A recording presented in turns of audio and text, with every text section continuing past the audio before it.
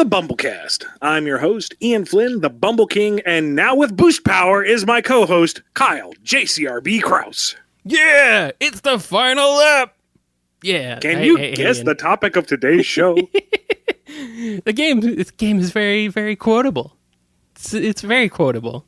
This whole There's series only a is handful quotable. of lines, but they're all good. Yeah. Well, actually, there's a whole bunch of lines for the endings in F-Zero GX, but I can't remember any of them off the top of my head because it's been forever since I played most of that game. But anyway, how you doing, Ian? I'm doing all right. How about you, sir? I'm doing pretty good. What do we got going on in this episode other than a certain F-Zero series talk? What do we got going on? If you are listening to this on Monday, as the episode is released, mark on your calendars, I'm going to be on the Sonic live stream later this week on Thursday. They do it on Thursdays. I almost messed that up. But head over to the official Sonic YouTube channel. They do like a 1 to 2 hour live stream. I'm going to be on there talking about IDW Sonic. They are scheduled to have Ian Jones Quarterly of OKKO to talk about the OKKO Sonic crossover. So lots of great guest star stuff. They have a fun show. All of this is subject to, schedule changes, of course, but I am pretty much committed to be there. So I'll be on there at least, and you can marvel at all of my hairiness. Double your Ians, double your fun. Exactly. Getting 2 Ians for the price of none, because hopefully nobody's paying for this, right? No, it is a free live stream. Where is this supposed to be happening? It is on YouTube and it is on Twitch. Okay. Is it the official Sonic? Yes, it is the official Sonic channels YouTube whose links Twitch. I don't remember off the top of my head. Okay. I just want to make sure it's like we get all the information out there so people know what to at least kind of look for. So. And I think it runs 2 p.m. Pacific time. I really should research this beforehand. That's okay. Oh, well, you should have subscribed to the official Sonic channel. Anyway, put, the little bell thing on to get alerts. Tune in, have a laugh. Watch all the videos multiple times over. I don't know if that actually helps anybody, but do it anyway. Actually, you should watch our videos multiple times over. Yes. Set them on like 2x speed and just watch a whole playlist full of all of them. Do it. I dare you. And my goal for this appearance is to not get food on myself before the segment, so I'm not sitting there awkwardly trying to hide the giant food stain and be incredibly embarrassed the entire show. Why can't you just bring like an extra shirt or something? I might just bring 3 just in case. Wait, are you actually going to be on site, or are you going in remotely? See, I'm trying to get all the details. I will be in sunny California. Okay, I'm trying to get all the details here because I don't know what's going on. Also, why don't I live in California anymore? We could meet up. Probably. Yeah, well, I'm not going to be in town that long. I'm already there for business, and it's kind of like, hey, this worked out. You want me to be out there? And they're like, yeah, sure. So, boom. Yeah. Okay. All right, we got all the details, I think, now. Yes. So official Sonic YouTube and Twitch channel. I will be there live talking about IDW Sonic, other guest stars. It's a fun show. It's early afternoon Pacific time. Check it out. Okay. Cool.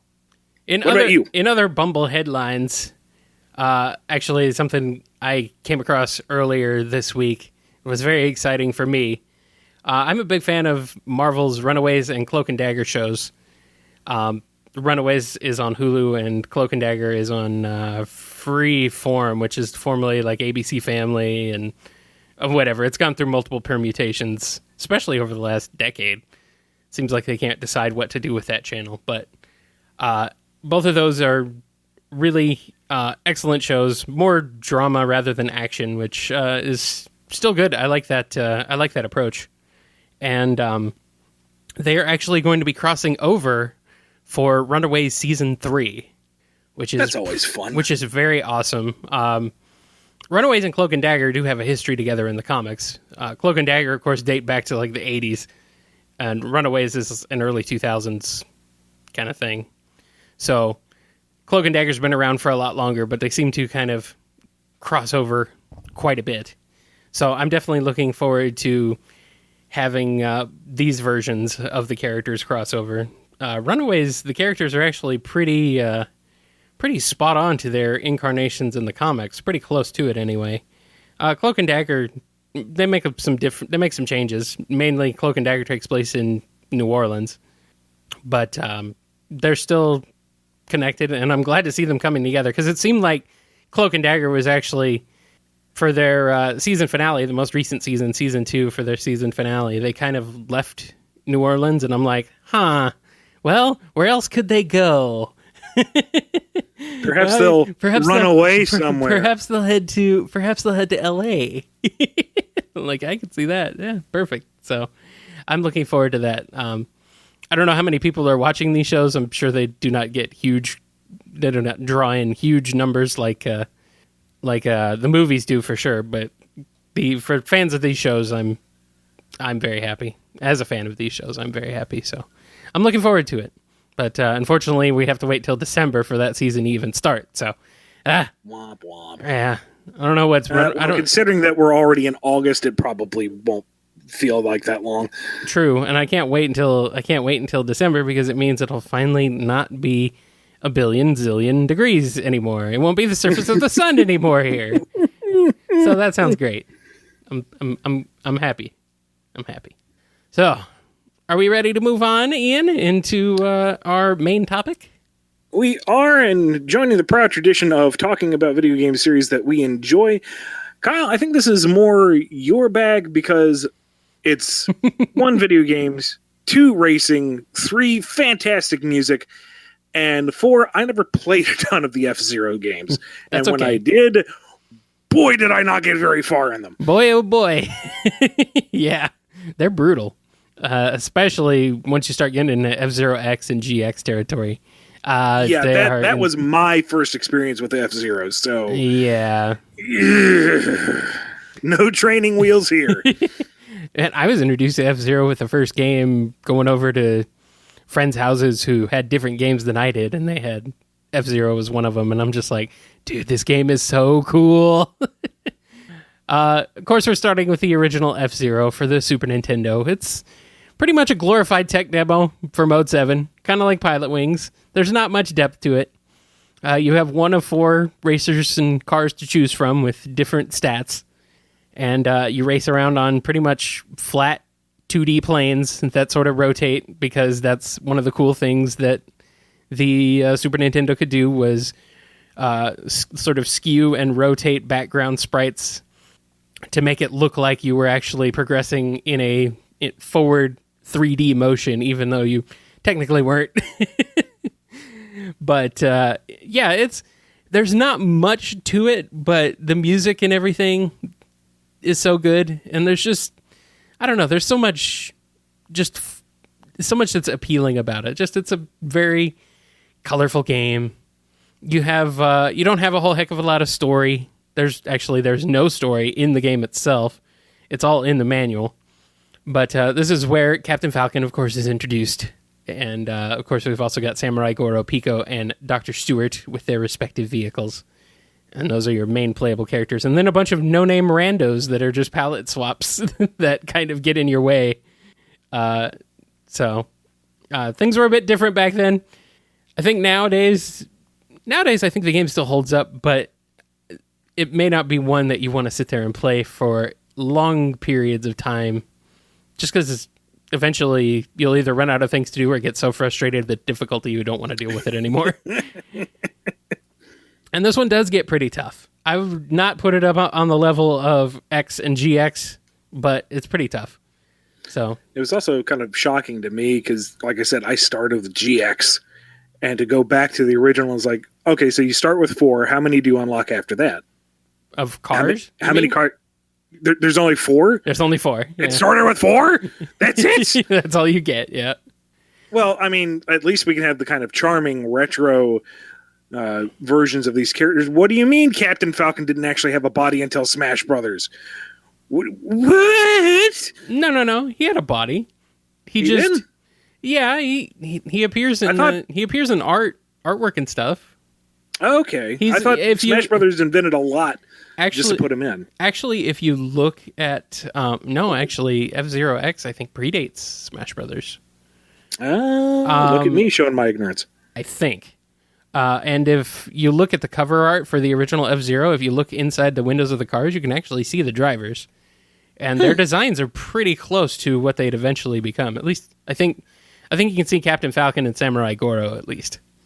I can't remember off the top of my head exactly if you can see the other two, but yeah, they established a lot of that stuff early on. They just didn't really codify any of it in-game until F-Zero X. So... but before F-Zero X, we actually had a little bit of a detour for the SNES Satellaview add-on in Japan. We had BS F-Zero 2. Why they tack on BS onto these Satellaview game titles, I don't know. But they all have BS on them. I've seen the explanation because there was a Zelda game like that too. There is, yeah. Something satellite, broadcast satellite. I think you're right. Broadcast satellite. That would make sense. But yeah, a lot of these were like downloadable only games that you just downloaded off of the satellite internet service that Nintendo had at the time. And this was one of those where like they released a new cup of tracks every week, so you had different tracks to race over time. And it took a while for these to actually get dumped as ROMs. There was like only one of them floating around for the longest time, and eventually they found the rest. But these have all new cars and tracks. The tracks are still based on environments from the first game for the most part, so I don't think there's really anything too new in terms of like music and stuff. It's basically just a reskinned expansion of the original F-Zero. So it's pretty cool. It was pretty cool at the time when I first played it. I first played him through emulation because I'm like, F-Zero 2? What the heck? F-Zero 2? We never had any F-Zero 2.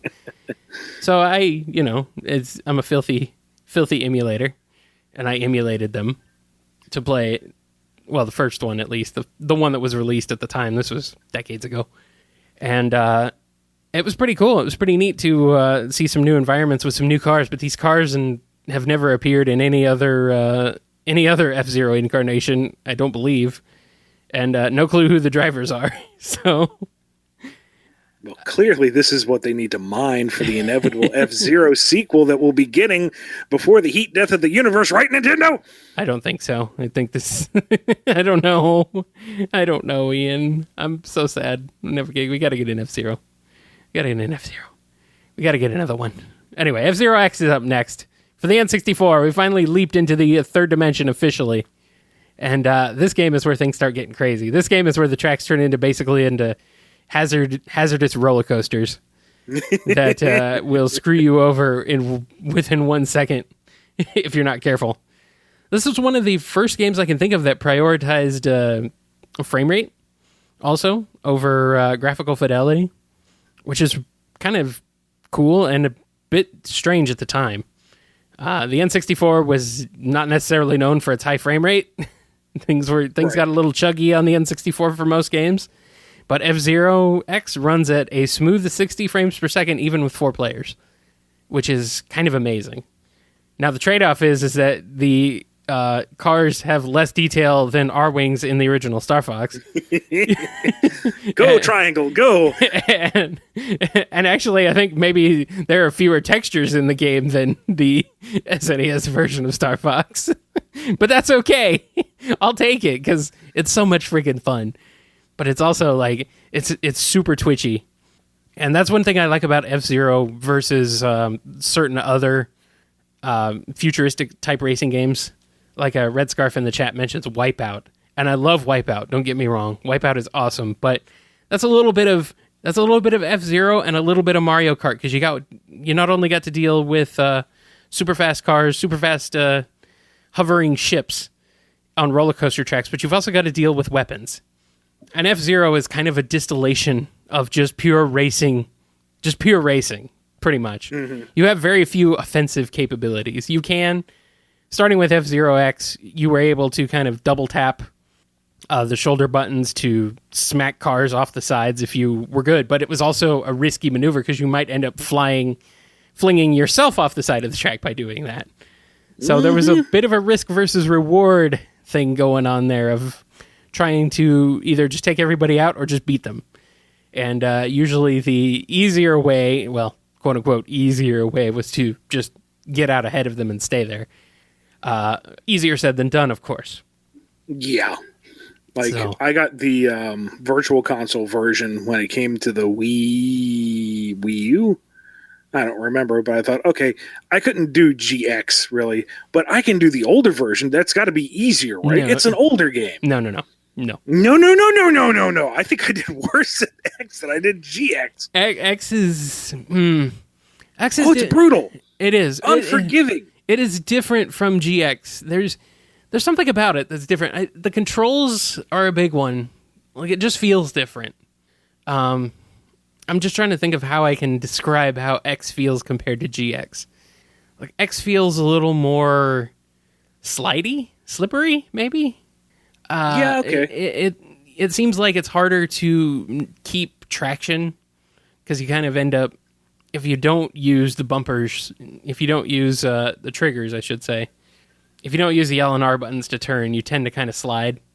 And it's just, there's so much stuff coming at you all at once. The good thing is that there's not much detail, so when things change, you can kind of tell. Like when all of a sudden you're driving on dirt or ice, you can tell easily because the color of the ground changes vastly from the regular pavement. GX, I think, makes it a little bit more difficult to tell that at high speeds because it's so much more detailed. Other than that, F-Zero X also introduced a ton of new cars and drivers, and finally actually gave artwork to each of them and sort of solidified the series as being inspired more by, I'd say, maybe more Western comic book, superhero style, and also maybe like certain anime like Dragon Ball Z and stuff like that. It's sort of like a mishmash of those two, I feel like. It's almost the precursor to My Hero Academia. Sure, in a way. And now you want to see All Might and Captain Falcon throw punches at each other. You know you do. Of course. The cool thing about F-Zero X was also there was the expansion kit for the 64DD. Of course, the 64DD, the failed add-on that never came out in the West. For the failed N64 add-on, I should say. The F-Zero expansion kit adds in a whole bunch of new tracks. It actually adds in some new music, too, including Rainbow Road, an F-Zero X-styled version of Rainbow Road from Mario Kart 64. The original game, the original F-Zero X, had the Rainbow Road track, but it did not have the music. The expansion kit adds the music. So, see, I'm gonna have to find a video of that because that sounds freaking awesome. It is. It's badass. It's just freaking melting guitars in Mario Kart 64's melting guitars. I'm super into it. I love it. So if you have not heard that, you need to look that up. It's great. It also sort of kind of is the way you can build your own cars with it.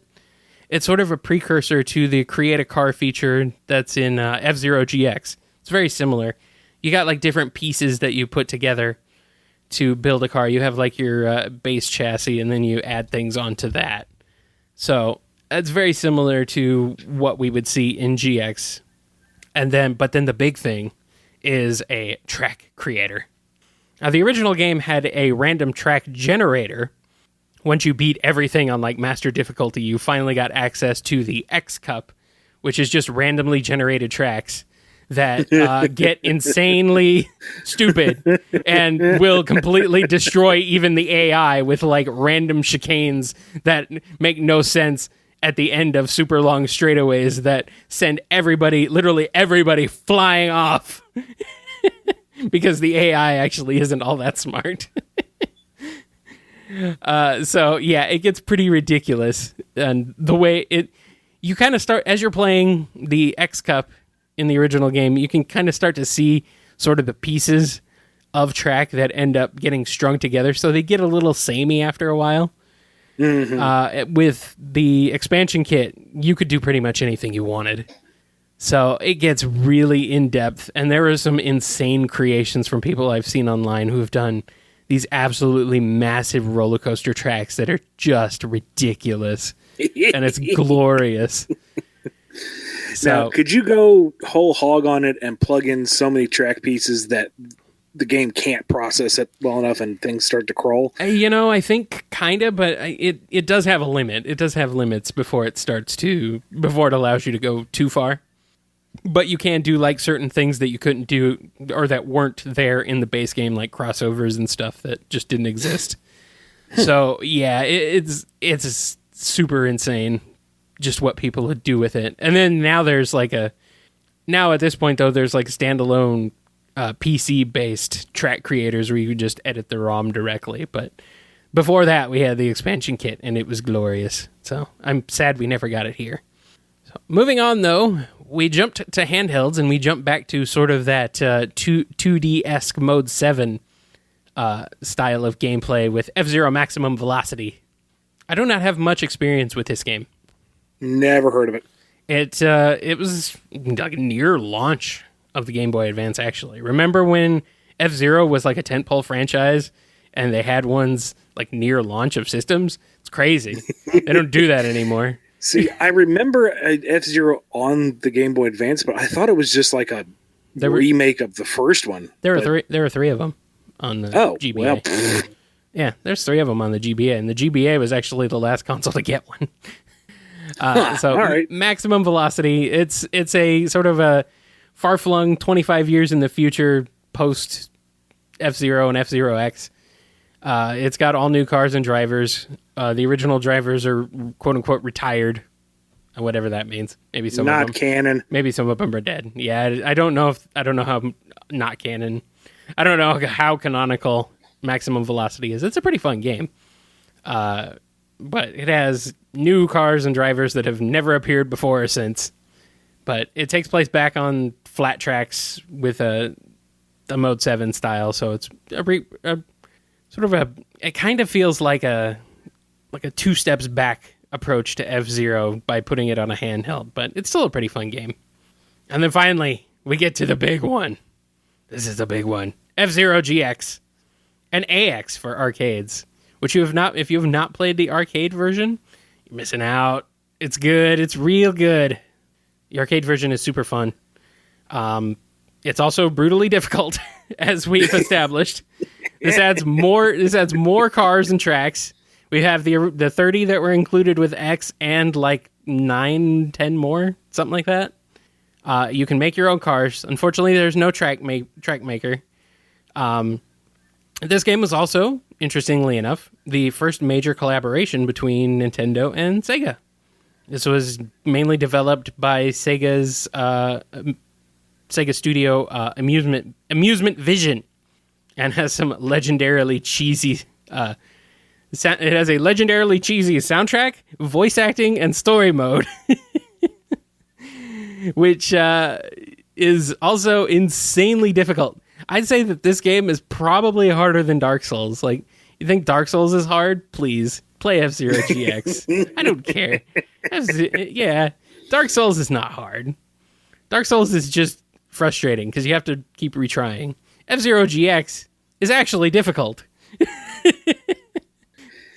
The character themes, especially the vocal one. I love that each character has their own theme song. I love that. That is one thing. When you manage to out-cheese the vocal tracks from the Sonic series, well, you have achieved something beautiful and horrible all in one go. Ian, Sega. This is Sega we're talking about. Sega is the king of doing this stuff. The king of cheesy vocal tracks, cheesy vocal themes for each character.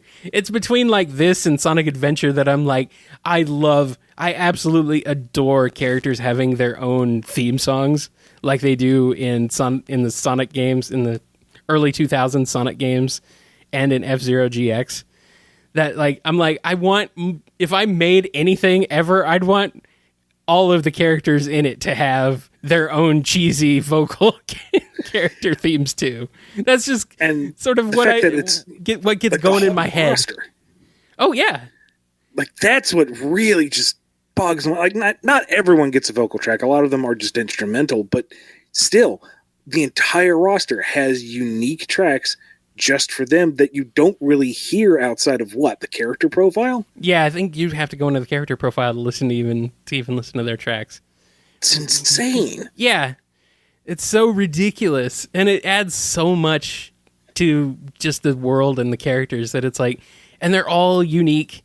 They all are like different styles. Some of them are like industrial rock. Most of the soundtrack, I would say, is like a electronic industrial rock style. But the character theme songs are built, like purpose built for each of the characters. You have like the pop diva with their pop-esque theme song, and then you have stuff like Biorex, which is just a mutant T-Rex who has like just a friggin' monstrous metal theme song. It's so ridiculous. What else would a mutant T-Rex have, Kyle? Exactly. A mutant T-Rex that rides rocket cars in the future. Exactly. And then you have the you have Captain Falcon's like ending theme for the story mode, which is so over the top with the vocals, and it's just so ridiculous, and I absolutely adore it. I love this game. It is brutally difficult. It is so freaking hard that I don't know how much I want to go back to the story mode. I did kind of start streaming it at the beginning of the year, playing through the Grand Prix mode. I didn't even delve into the story mode, but I was playing the Grand Prix mode for BumbleKast Gaming. And even just that was like, oh man, this is, what have I gotten myself into? What have I done? Now, back in the day, Aaliyah and her brother were far better at it than I was. They also played it a whole lot more. But I distinctly remember my brother-in-law built his own racer to maximize the flight capability and minimize the weight. Mm-hmm. So that on a few select tracks, if he hit the boosts in just the right order, he literally flew over the entirety of the racetrack at that point. Yeah, I think this is also where we kind of got snaking. This is where snaking sort of started to become a thing. And so they would build custom racers specifically for snaking, which I think involved having a grip level of E, so the lowest grip ranking. So, and all sorts of other weird things to kind of maximize your speed and your snake ability. So, yeah, F-Zero... You're also reminding me... F-Zero GX was just crazy. Go ahead. I think it was when the Oculus Rift was first coming out, and somebody patched it into their GameCube emulator to do F-Zero GX. VR F-Zero GX, yeah. First person VR. Now, granted, the emulator apparently couldn't do more than one or two stages. It didn't like the game. Yeah. But those handful of seconds, just watching it, on plain old YouTube was like, oh, nope. That would definitely be like, that seems very sickening, but also sounds. I mean, if they were to bring it back on the Switch and, patch it into the Labo VR, I would worry about the children's, whipping their head around, wrench their neck off or something. Just, oh, God. I'm ready for F-Zero VR. Let's make it happen, Nintendo, Sega. And the really cool thing about GX and AX, and this I just know is trivia because I never got to play the arcade, but if you took your memory card from your GameCube and plugged it into the arcade booth, you would automatically unlock 4 characters and I believe racetracks that were exclusive to the arcade version, and then bring it home to play for realsies at home. And otherwise, I don't think you could unlock it. No, you could, because that's how I did it. Well, there you go. I forget what it all involves, but it is insanely difficult. This was back in the days when I just had like all the time in the world and all of the desire to do it, to play it. These days, I don't know if I have the desire so much anymore to try and unlock all the AX cars and drivers. But you can do it without going to the arcade. It's possible. It's just insanely difficult. I think you have to beat the story mode on whatever the higher difficulty is, and then you have to beat multiple cups on master difficulty in Grand Prix mode. And it's just absolutely freaking insane. Absolutely ridiculous. It'd be easier to drive to a state with the arcade and plug it in. Yeah. Well, at the time, I actually had the arcade game. and local to me and didn't even realize it until after I'd already done it. I was like, well, great, thanks. At least I can play the arcade game. So I played the arcade game.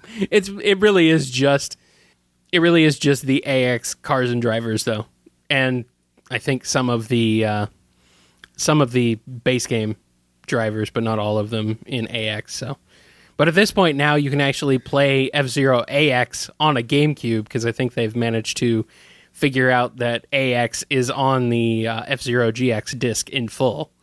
Oh wow! So, which makes sense.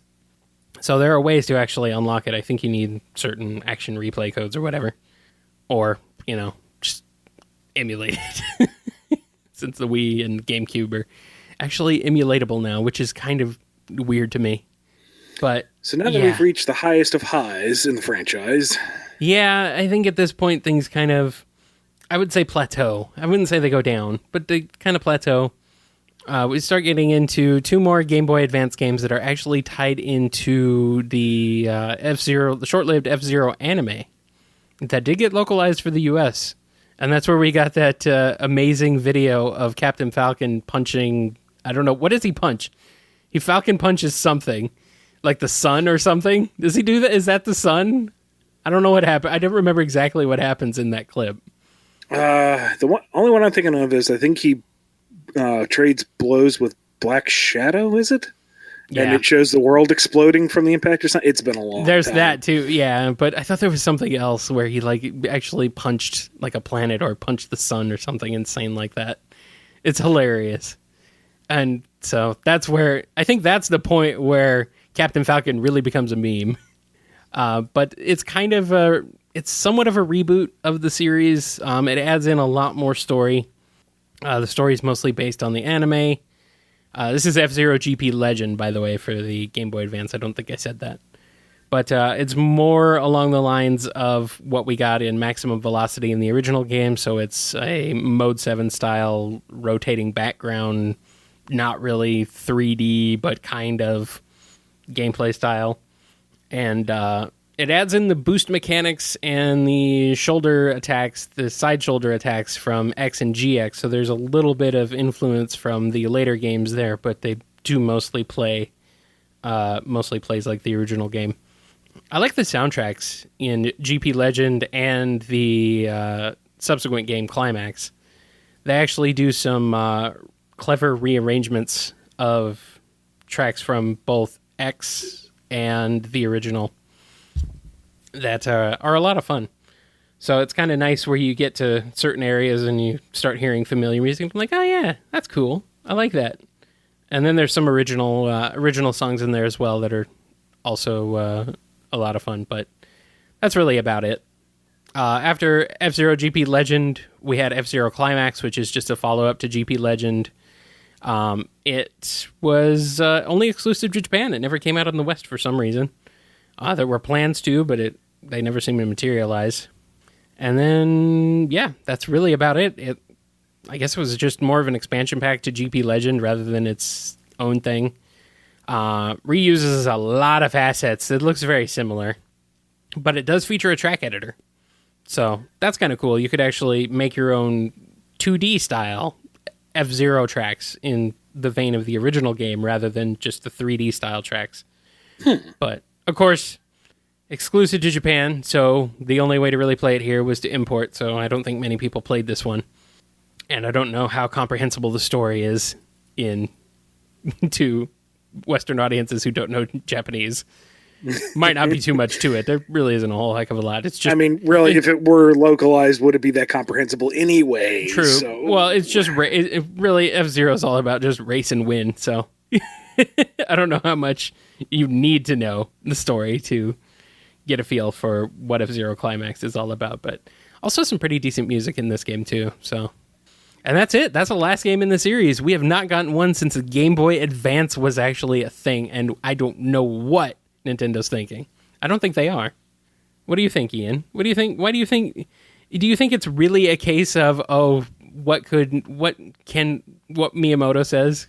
about F-Zero. He's like, well, what can we bring to the table that's new compared to what we've already done in previous stories of the game or previous versions of the game? There's that, and I can appreciate that mindset. But there was another interview, and I don't think so. Now I can't remember the context of it, but that the team or those involved were surprised that there was demand for F-Zero to come back, because apparently GX did not do exceptionally well. Nor did the subsequent games. So they thought, "Oh, we're done with it."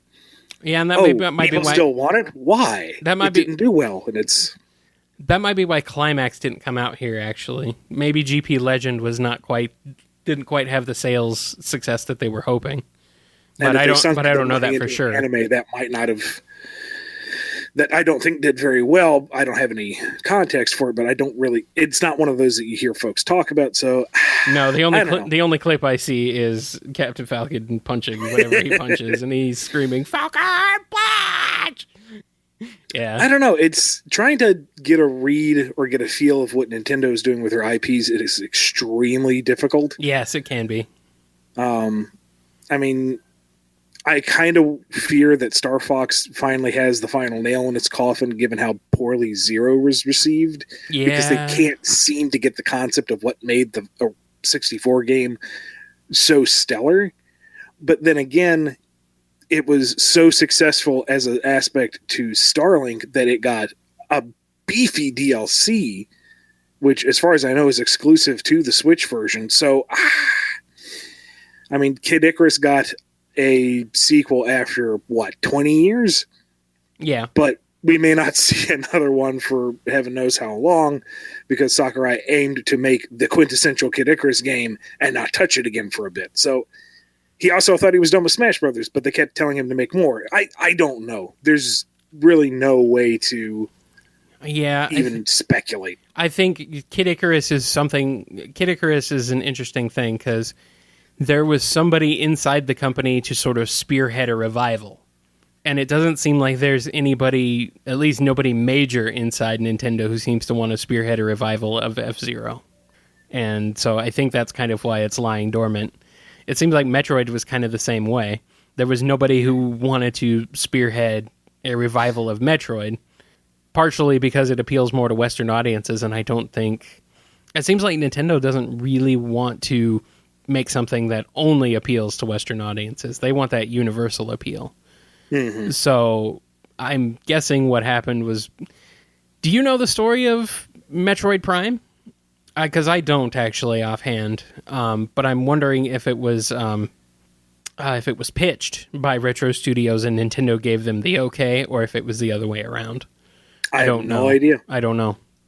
But I'm just thinking, like, because otherwise they might not have ever made another Metroid game if it weren't for Prime, because they completely just sat on that series for the entirety of the N64 era and never did anything with it. The only appearance of Samus anywhere during the N64 era was in Smash Brothers. So, and it's funny thinking back on when Prime was announced and everyone's rolling their eyes going, oh, they're just trying to capitalize on Halo. You can't make Metroid first person. You're not going to have the same atmosphere. You can't do the puzzles or platforming. This is going to be garbage. They clearly don't care about Metroid. Wah, wah, wah, wah, wah.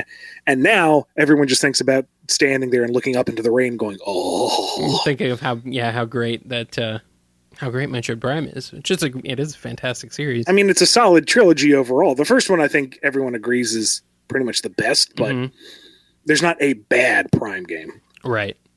But F-Zero, I feel like it's a similar thing. There's just nobody out there who really wants to either nobody wants to spearhead it, or just the higher ups at Nintendo aren't interested in anybody spearheading it. Like, I don't know if they just don't have enough.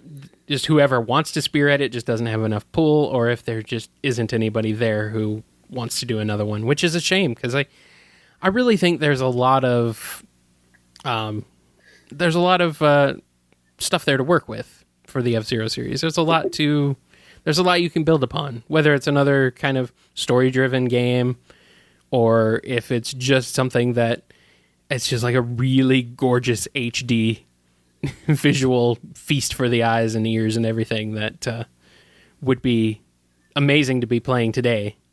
I don't know, but there's also other games that are similar to F-Zero out there, like the Fast RMX. Well, actually, it's Fast Racing is what it's called. It was actually, I think, originally on the Wii, and then they came out with one for Wii U and for the Switch.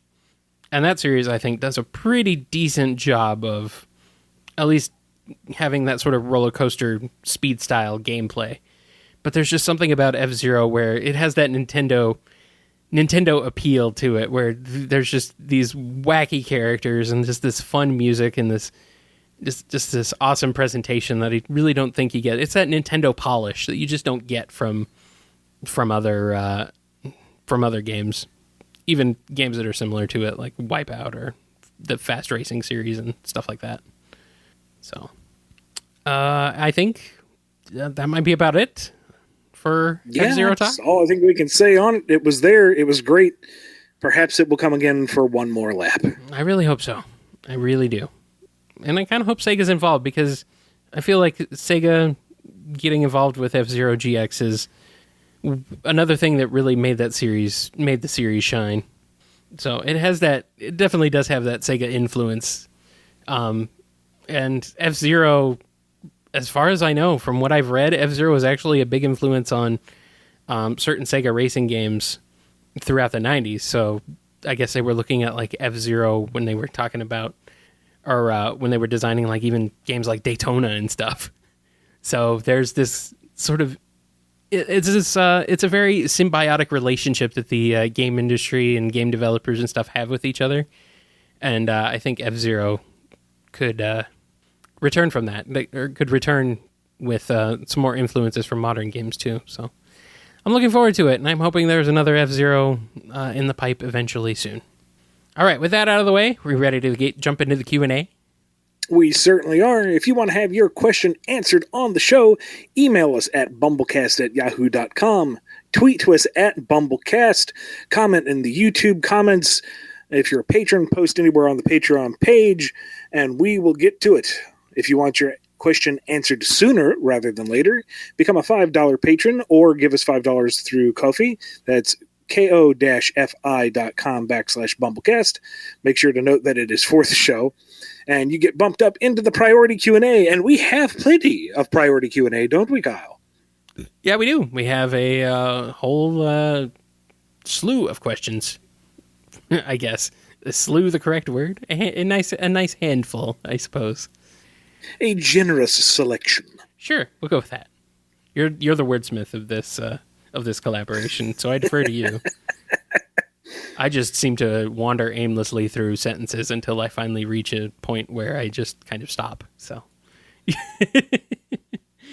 first up, Connall T. Yo, you don't have to think too much about this one, but the design of those infected by the metallic menace that is the metal virus look a tad like the Prelates from the old comic run. Am I saying Prelates right? I feel like we've done this before. I've heard it's Prelates, but Prelates, Prelates. And Prelates might make sense. At least I'm not calling Prelates. That could be wrong. I almost did, but anyway. Was this a reference of ideas of old, or was it a total coincidence that the heroes were dealing with shiny zombie dudes? It's been so long since we did that storyline, but I think it is a coincidence. From what I remember, the Prelates were more of a nod to Tron. The idea was supposed to be the character's base signature color being this Tron-like neon accent light, and then the base metallic color was just supposed to accentuate the color choice. Whereas Metal Virus is definitely based off of the Sonic Heroes multiplayer skins, where it's supposed to take the character base color or kind of signature color and give it to them just wholesale shiny. So very different visual deliveries. There's obviously some crossover visually, but I don't think it was intentional to do metal dudes twice over. See, and I thought this whole thing was just inspired by Terminator movies. Well, I mean, I'm sure some of Sonic Heroes was inspired by Terminator. I'd say Terminator is so ubiquitous in pop culture now that there's almost even things that aren't directly inspired by it are still in a way inspired by it. It's that sort of thing where it's just almost universal. Next one comes from ScruffyMatt. Today I'm curious about your feelings towards side quests. Do you prefer to prioritize them over the main game objective, or put them off until later, possibly even ignoring them entirely? Also, what are some of your favorite and least favorite side quests in games? I often get annoyed by some of the Riddler questions in the Arkham games, but it's oh so satisfying when I finally outwit him and lock him up. Personally, I have to do all the side quests first. I have to complete them all. I can't move forward, Kyle. What if they, run out? What if they don't trigger right? What if I need that item? What if I will gain a little bit of experience that will make the main game easier? They put them there for a reason. I must check off everything on the list. Everything must be neat and tidy. I don't know how I feel about side quests, to be honest. Some games, it depends on how much I like the game. Sometimes if I don't really care about the game, or if not really into it, I'll just leave them. But if I really like playing the game and if it's fun, then I'll do them. So I don't know. I'm trying to think of like where I got really sucked into side quests. I guess the other problem is I don't play many RPGs or story-driven games that have side quests like that so much. I don't know. I'm trying to think because like Bloodstained, I'm playing Bloodstained right now, and there's a certain sort of side quests where you have to defeat certain numbers of certain types of enemies, and by doing so, you unlock items. I'm not really feeling the need to do those other than just picking them up organically as I go along. Like I'll occasionally go back to the contact that I have to talk to get those from, and then just kind of play through the game normally. And as I go through the game, I kind of unlock them. But I'm not really feeling like I need to go grinding for enemies and hunting down specific enemies as I do it. So I don't know if that's just me. I'm sure there's plenty of people out there who would go and look at that list of side quests to do. To kill certain enemies and be like, oh god, now I have to go find these enemies and sort of go explore the castle for that specific enemy, then come back to the contact, turn the quest in, go on to the next one, turn the quest in, go on to the next one, and just be like, get real sucked into it. But I don't know. I just felt like, I just can kind of do these organically as I go through the game. Those are designed well. That should be how it goes. It shouldn't be a grind fest. It should be part of your experience.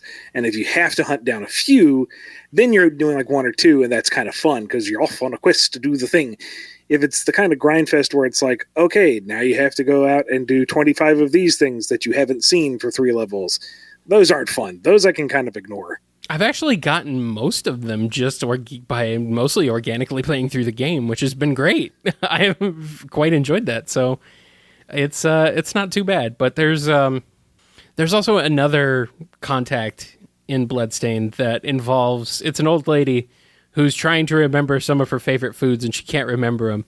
But you see before you talk to her, you see like a thought bubble over her head, which shows what the food is. So you just kind of have to figure out what that food is and then go and craft it with your alchemist dude. You have to get him to craft it and then give it to her, or you have to go find the food organically throughout the game. And I got to be honest, I've not bothered with any of that at all. I just don't care. I just don't care because that seems like it's just so much more work than going out there and just killing dudes. So I'm not too worried about that. That's not integrated. I don't think that one's integrated very well. But the ones where you just go around the castle and if you end up having to kill a couple enemies as you go through that rack up toward your side quests, then I'm okay with that. That's cool with me. But now, otherwise, I'm not so sure. I'm not fond of subquests that have kind of a gotcha to them. Mm-hmm. I'm thinking specifically of Knights of the Old Republic, where you can get repair kits for HK-47, your killbot, who is directly tied to your character's backstory. Mm-hmm. And you can sink a lot of time and money into trying to restore his memory to figure out why he's loyal to you and what the connection is. but you can never fully achieve it because that reveal is part of the main campaign. So at most, you're going to get these little non-committal answers that don't do anything to really reveal anything when you could have been using those resources towards other things with the character. And I feel like wasting your resources when you could have built it better, but there's no way to know going in blind, is annoying. Yeah. It is off-putting. Or I don't know. I like the type of subquest where you can put the effort in, but if you really don't want to do it the right way, you can kind of brute force it. Yeah. We're going through Fire Emblem 3 Houses right now, and one of the regular things you do is run around the campus and find lost items, and it gives you hints on which student dropped it. And the idea is you get to know the individual students and their quirks and their likes and their dislikes. So you pick up a thing and it's like, oh, this is for someone who would really like art. Okay, I know this student talks about painting a lot. I'll take it to them. But when you've got 20 of them in your inventory and there's like 30 freaking students and you're only 2 months into the game time and you don't know who half these kids are because they're not part of your dorm room and you just want to get the thing done, I started just going, is this yours? Is this yours? Is this yours? Is this yours? Is this yours? Oh, you liked it. Okay, moving on. Which kind of defeats the immersion, but at the same time, I got stuff to do. Right. Yeah. I feel sometimes games don't necessarily respect your time. And as an adult, I feel like time is more and more precious. As a kid, you feel like you got all the time in the world. But as an adult, you just don't want to waste time. So I feel you there. Would you say like... And no, I can't ignore it. I have to complete it. It has to be done, Kyle. Yeah. Would you say that alternate exits in games, like say Super Mario World or Mario 3, alternate exits in levels... Actually, I think mainly it's Mario World that would have that. Alternate exits in levels would be sort of side quests that have alternate paths, or is that not really related? I don't know how I feel if they would be, I guess, similar, but not exactly the same. I feel like side quests are objectives that you must complete that will give you bonus material. Alternate paths are just extra content. I feel like side quests you just don't necessarily have to bother with. You can usually safely ignore them, but they might give you certain things that make the game either easier or at least make certain parts of it more livable, or I don't know, just make you feel good about yourself. So I guess alternate paths in Mario World don't really do that so much unless you get to like Star Road, and then you can just skip half the game, or more than half the game now that I think about it. So I don't know. I don't know where I would draw the line. Yeah, it's tough.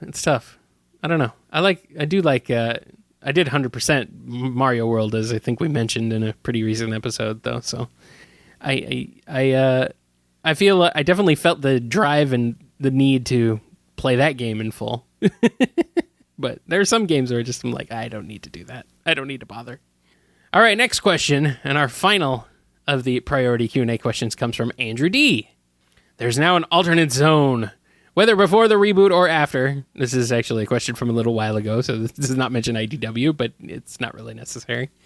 Where everyone is gender swapped.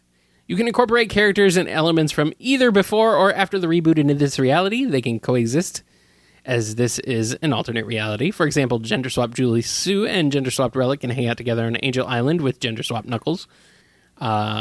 Any ideas of what you would introduce? What would the characters be like? What names might they have? And would there be any personality changes amongst the cast? Would gender swapped Amy be seen as even more of a creep stalking gender swapped Sonic? Have fun! Yeah. See, this could potentially open up a much larger can of worms. It's an interesting thought exercise, but yes. Like, how much does one's gender identity affect their individual personality? And that's a much, much bigger question than I think Andrew's looking to get answered. By and large, I don't see the characters changing much at all, if any, because the characters, have to, no. like most of the cast is defined by their characters, not their gender. Like, there's nothing about Sonic that has to be masculine. If he were a girl character, it's the still upbeat, sporty, adventurous, cocky attitude. That's Sonic. Right. You don't have to put a gender label on it. Now, Amy, if we did the swaparoo and you had guy Amy chasing after girl Sonic, younger guy Amy after older girl Sonic, I don't know, you really would have to approach it from a different angle, I think, just because of how we perceive it within our culture. And Yep. I don't know, I'd have to sit down and really think about that one, because it really would be interesting to see how that version of Amy would be perceived. How could you even approach that kind of lovesick adoration without going super creepy with it? Now, would that kind of character even be like socially acceptable? Would that character have even existed if right, but why is it acceptable? Because Amy is who she is. That's another. It's I don't even know. Yeah, I don't know. But it would be a little easier with the most recent incarnations of the characters, because Amy's adoration is more understated. She's a bit more downplayed these days. Yeah. Sega finally got the memo, and it's like, okay, the Sonic Heroes level, I'm going to beat you up so you can marry me, is out the window. It's now much, much more subdued. So that would be easier to translate. But as for names, I don't know. Most of the characters are just like nouns anyway. I don't feel like they need to be their names gendered one way or the other. Most of their names aren't really gender specific. Amy, once again, being an exception. Sure. And a couple of the freedom fighters. I mean, Miles would have to be tweaked, sure. But Sally could just become Sal, I guess. That would work, maybe. Might be a little just strange. swap names with her brother. Elias becomes Sally. Sally is Elias. Maybe, yeah. I suppose. It's already a bad anagram of each other. No, that's what it is. Elias is Sally, just mixed up. I know. I'm just laughing at because I'm like, I guess you're right. I've just never really processed it that way. I don't know. I think the most interesting thing about doing a swaparoo like that would be the character designs. Yeah. Just because there are such hard and fast rules over what male and female characters in the Sonic universe have to look like. It would be just neat to see what you could do with that. But I've seen character-wise, I'm not seeing much of a change. I've seen some good Rule 63 Sonic character designs, and I've seen some really, really bad ones. So it would be interesting to see what would be quote-unquote considered official, as far as gender swap designs would go. So it's an interesting thought experiment. All right, let's go ahead and get into the standard Q&A and maybe try and speed through this a little bit. This one comes from Liam B. I feel conflicted when reviewing the idea of Antoine being killed. On one hand, my inner child, who is inevitably connected to the series, as it is a cartoon, wants everything to turn out great for these characters, and it's not unrealistic to say the injury did serve the desired purpose, and sometimes people in dire situations do get better. On the other hand, there's also a reality to the idea that sometimes people we know and love are ripped from their lives and our own, and this reality has to be accepted. I know you made the choice to have him live, but with time having passed, which of these two equally viable options do you feel would have worked better? Well, as it played out, I'm kind of glad that we did back off, because if we had killed him off and then, we had the reboot happen, I think that would have left an even more sour taste in everyone's mouth, because but either way, had the story continued as I intended, and as I will detail in Lost Hedgehog Tales, yes, it's still happening. Yes, there's still stuff in the way. Yes, I know some of what it is. No, I can't talk about it. How Antoine his situation was resolved would have been largely the same. Like, I already had his personal arc from kaboom to back on his feet plotted out in my head, and I had already made accommodations for that change. So I knew where I was going with it. It's just we never got a chance to go there. So either way, as Liam said, the result still worked. Antoine was still grievously injured. It still affected the team. They still reacted to it. The only change would be some of the details going on to the end of his personal arc. So I don't know. It's fine as it is. I don't really feel strongly one way or the other. Oh, we should have killed him more. No, it was a good idea. It worked. It worked. We at least I was going to say, we at least didn't spend an entire arc wondering whether he was alive or dead. Yeah. Yeah.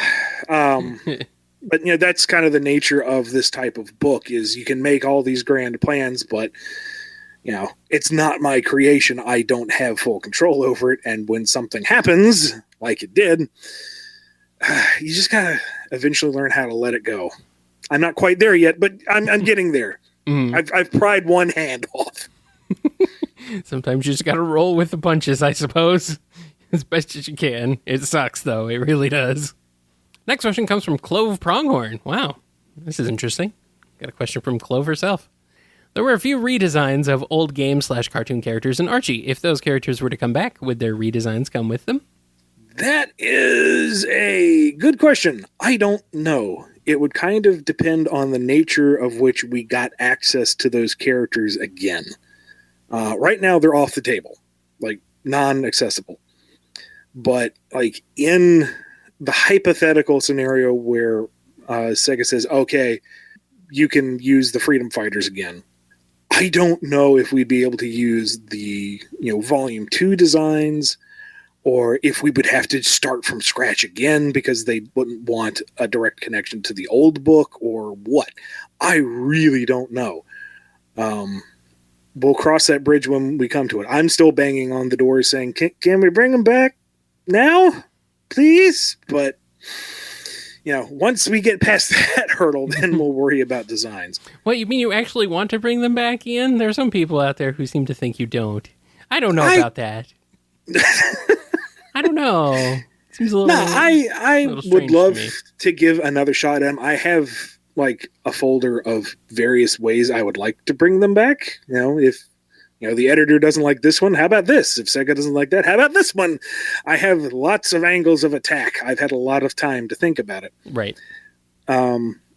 If they don't, then yeah, that's disappointing. It really is. They're a fun group, and I know a lot of people would be disappointed about it because they are kind of indicative of North American Sonic comics.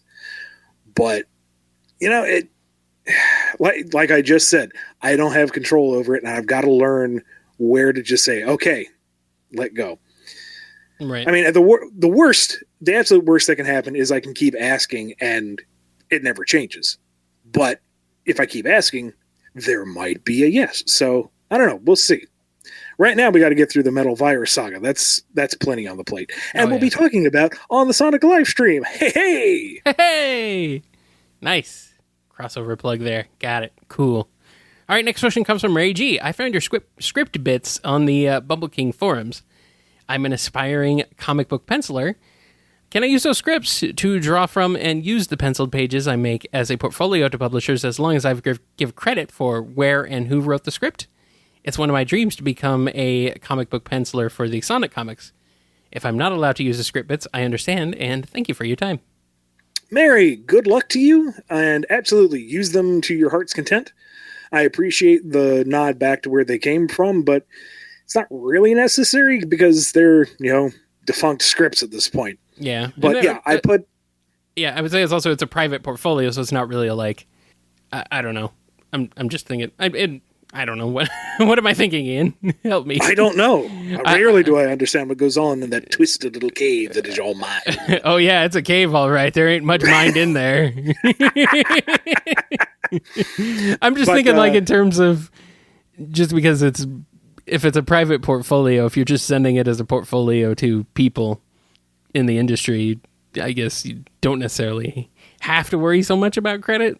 If you're putting them out there publicly on the internet, then yes, but I mean, it's at least it's a good habit to get into. It is. Yes. It's an appreciated gesture, and I put the script bits out there specifically for folks to, learn off of, to use them as examples, to pull from, to work with, and yada yada yada. So, I'm glad you found them. I hope they serve you well. Good luck with your portfolio, and hopefully you will get on the book.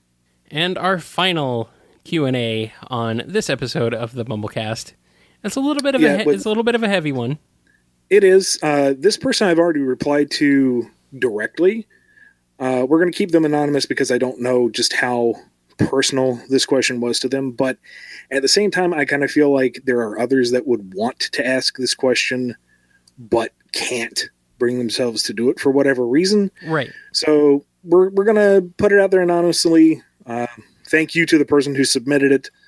And hopefully, the answer I gave them and will be giving now is of some help. Yeah. Anyway. Well, I hope so. All right, let's go ahead and get into it. It says, "Hi there, Ian. I love your stories, especially the Sonic comics. I hope you can continue with the great work, and I look forward to more surprises and stories you have in store for the future. But I'm looking for some help.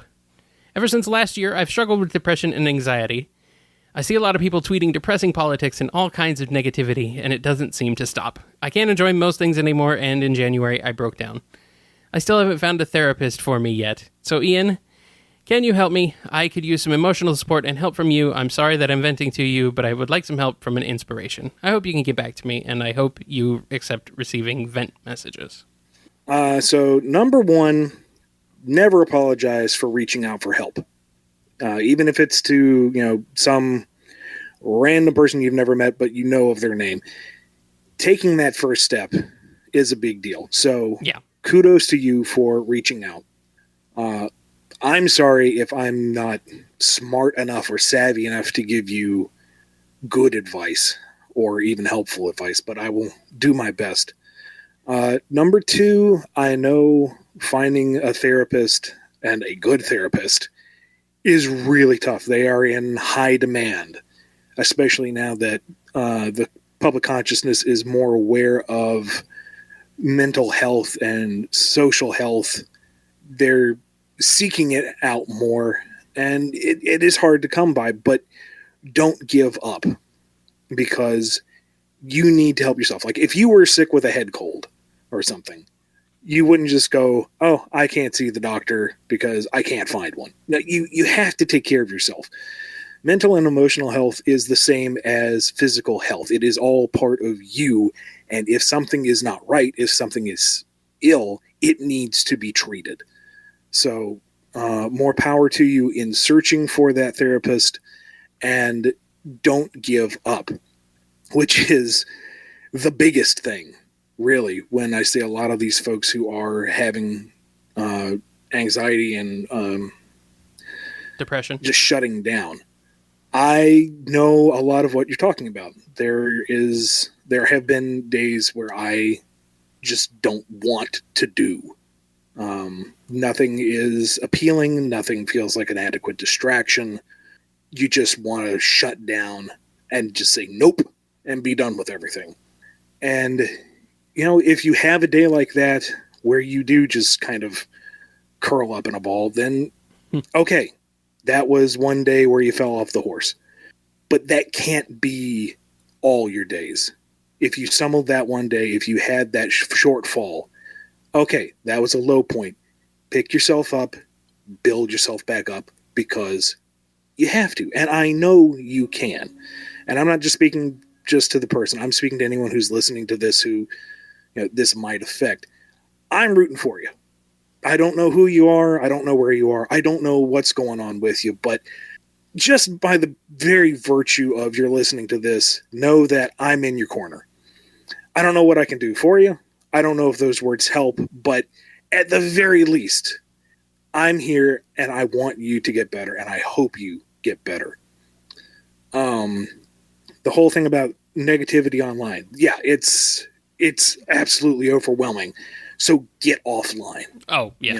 Absolutely. Yes. I mean, you want to be involved. You want to have your finger on the pulse of potential dangers, what you need to know is going on in the world and in your community. But you have to just break away from it. Never before, really, in our culture have we had this much access real time to everything that's going on around us, and everything is a knee-jerk reaction. And we're not ready for this. We have not developed individually or socially a way to properly tackle this. We're just now beginning to learn. So walk away from it. Turn off Twitter for a day, for a week. Get away from the message boards and do something else. Find something else constructive. If you like to cook, cook. If you don't like to cook, learn something to cook. Even if it's simple. You don't have to do like a Gordon Ramsay 5-star meal. Just learn something that's kind of basic and tastes good so that you can say, hey, I did this.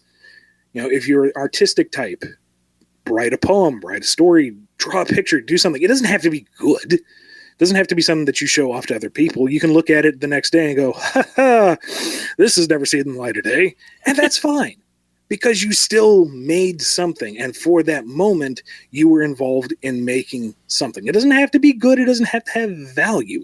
All you're doing is ignoring the bad stuff and focusing on doing something constructive for yourself. Go out with friends if you can. Just go out into a social environment if that's something you can do. People watch if you're in an urban area. Just that's something that we do as a species, and it's weird, but what can I say? It happens, yeah. I mean, there's tons of media out there, whether you go through YouTube or Netflix, books, comics, video games. Even if you just need to like detach from reality for an hour or two, something to give your mind and your soul a little bit of a break. It's not being lazy. It's giving yourself that time to just decompress. That is something I am very, very bad at, to be perfectly honest. I am as well, yes. I mean, most of the time when I go to sleep, I'm thinking about work, and when I wake up, I'm still thinking about work. But that's partly because I really enjoy work, and that's what I do to escape from everything. But that's my baggage. Point is, do not give up. Always strive for something better, because even if it doesn't happen today, even if it doesn't happen tomorrow, there will be a break. And when you get through to the other side and you look back at what you've come from, you can go, wow, that was crap. And here I am. I'm awesome. So I think I'm rambling at this point. Just take care of yourselves. Reach out to someone if you need to, if you can. And I don't know. We're all on this together. We'll figure it out. I have, as I've mentioned several times on the show, I'd say that stepping back from social media is a good thing. I've done it before where I don't really check in with, what's going on every day on Facebook. Unfortunately, I'm kind of falling a little bit into the Twitter pit lately, but I'm noticing it, so I'm doing my best to sort of keep myself grounded without falling into the pit. Sort of, I guess, not dangling on the edge, but you know what I mean, sort of just propping myself up and making sure I don't fall into that. But right. I'm trying to be active enough to where I'm at least present. So because I do a lot of things online. Both you and I both have things that we do online, Ian, because we have this show, we do game streaming, I do my other show, and things like that. So I want to at least try and have some sort of presence and connectability online, but I understand just that getting overwhelmed just by what's going on and just seeing even what other people are doing, whether it's positive things they're doing or negative things, because sometimes even the positive things that other people are doing can have a negative impact on you because you look at what they're doing and maybe you're just sort of seeing their life and at least the life they're presenting on social media, which may or may not even be representative of their actual life, but you may feel like you're not living that life, and so you're feeling sort of maybe having some level of anxiety or depression about that, like, oh, there's other people out there who are living such a much better life than I am, when you really have there's no real good way to actually tell whether someone's living a better life than you or not, just based on what they post on social media. So falling into that pit can be tough. And I have definitely dealt with that before. Depression and anxiety is a large factor in my life. It's something that I've struggled with, something that I still deal with. I feel a lot better these days just because I've managed to change my circumstances of my life in ways that have made it better. So, but it's a hard road to get there. And sometimes it feels like no matter how low you go, it feels like you're still not quite at rock bottom yet. And once you feel like you get to rock bottom, it can be really a struggle to claw your way back out. So, but we're with you and you can do it. We believe in you. It's just, but I understand just how hard it can be and how much it feels like maybe you're on your own, whether you have someone in your life there or not. Even if you do, it sometimes just feels like you're kind of on your own and you don't want to burden. That's a thing that I've felt is I don't want to burden other people with my problems. And I still feel that way. And it's something that I've struggled with, sort of that whole reaching out for help thing. There's so many people online who say, oh, if you're feeling bad, reach out for help, call certain helplines or talk to a therapist or certain things like that. And those are certainly helpful for the vast majority of people. But I know the feeling of you don't want to bother people with your problems. You think that other people have their own problems to deal with, or they just don't care about you. But in reality, if there are people you talk to on a regular basis, if they're your friends, they do care about you. And they hope for the best for you. So I feel like maybe just reach out to them a little bit on the side. You don't have to say anything. And if they do turn you away, then maybe it's a good thing. Maybe it's good that you realize that these people maybe aren't actually in your corner, and you can find someone who is in your corner. I don't know. I'm kind of rambling at this point too, Ian. But that's just sort of my thoughts on it, because I've dealt with like feeling like I don't want to bother other people with my problems. Like I don't. It's not my place to put this on the table and make it another person's burden as well. This is my burden. This is what I deal with, and I don't want to bring other people into it when it's mine. But sometimes you can't carry the burden on your own, and so maybe just, I don't know, seek some support if you can. And just try to maybe unplug and do your best to not try to not fixate on what's going on in the world so much. It's tough. Believe me, I have dealt with it for a very long time, but I don't know. Yeah, that's about it. I think that's all I have. So I think we're good. Are we ready to, go ahead. I feel bad for this, but I found the perfect segue. Speaking of support, let's give a big thank you to all the patrons who support this show. That's a good segue right there. I feel dirty. That's a good one. I don't care who you are. That's funny.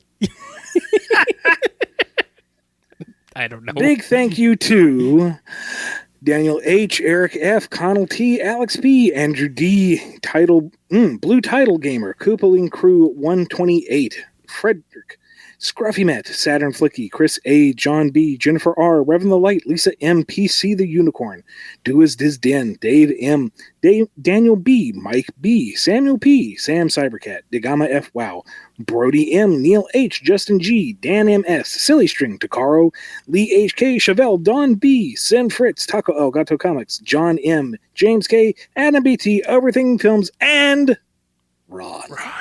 Good old Ron. Bringing up the tail. Always good to hear Ron. And good to hear everybody else's name too. You guys are all awesome.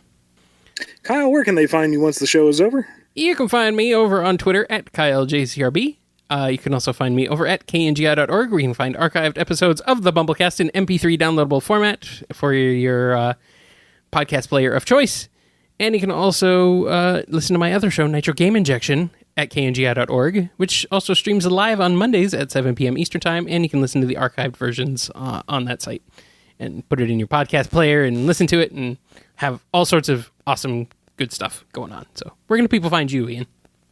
Head over to Twitter at IanFlynnBKC or my website, bumbleking.com. That has a release calendar for all the stuff that I'm working on, as well as my con appearances. Reminder, Fan Expo is only like 3 weeks away. Oh, God.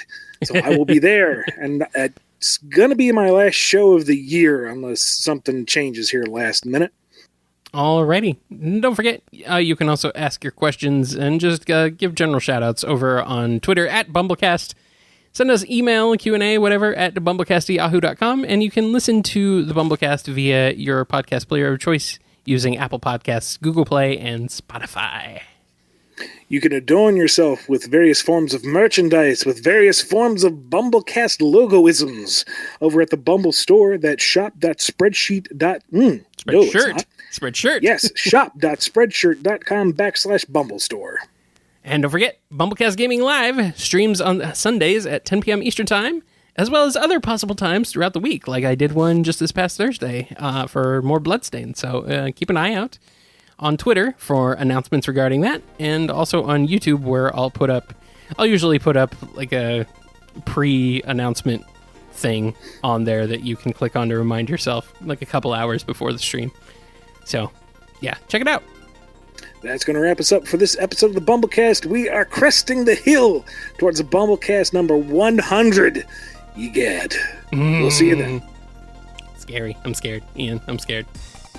Sin, I'm trying to lay off the junk food so I don't look quite as fat when I go onto the stream later in the week. It's kind of a futile effort at this point. I look kind of like the death egg just left out in the sun, but do what I can. Oh no. I'm sorry. It's okay. People will still love you, Ian. It's fine. You're just kind of that lovable guy. They can go stuff themselves. Which still trying to keep this family friendly, even though we're post-show. Hey. Classy. Always take the high road. Yeah, that. You've been listening to the BumbleKast, a co-production of Bumble King Comics and the KNGI Network. Original theme music composed by Ken Coda Snyder. Remixed intro by T-Lopes. Find out more information, along with podcast feeder links, MP3 downloads, and more at bumbleking.com and kngi.org.